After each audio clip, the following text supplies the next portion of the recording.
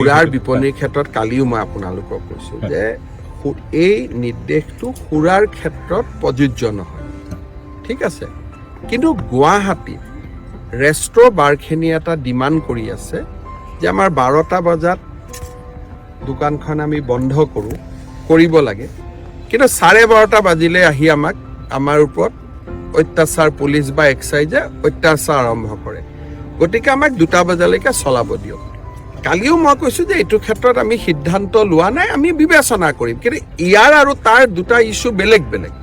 24 ঘণ্টা দোকান খোলাৰ লগত সুৰাটো আপোনালোকে লিংক কৰি দিলে যোৱাকালি, সেইটোতো ময়ো বুজি নাপালোঁ।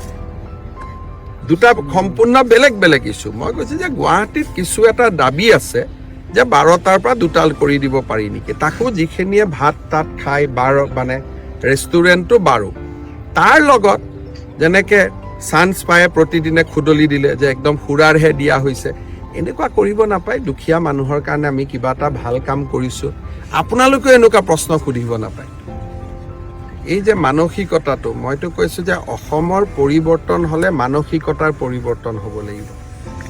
মই কৈছোঁ 24 ঘণ্টা দোকান খোলা ৰাখিব, আপোনালোকে কোৱা নাই মন্দিৰ খোলা ৰাখিব নেকি, আপোনালোকে কোৱা নাই বাছ আস্থান খোলা ৰাখিব নেকি। আপোনালোকৰ মাইণ্ডটো লগে লগে মদত গৈছে যে মদৰ দোকান খোলা ৰাখিব নেকি। তাৰমানে এটা চিন্তা কৰক, আমি কিমান ঋণাত্মক পৰিৱেশত বাস কৰোঁ। কোনেও কিন্তু নুসুধিলে ছাৰ মন্দিৰো খোলা থাকিব নেকি, ছাৰ নামঘৰো খোলা থাকিব নেকি। ফটক কৰি প্ৰশ্নটো সুধি দিলে যে মদো খোলা থাকিব নেকি। তাৰমানে আমি অসমীয়া মানুহে যদি মানসিকতাৰ পৰিৱৰ্তন নকৰোঁ, আমাৰ অসমখনক আমি কেনেকৈ ডেভেলপ কৰিম।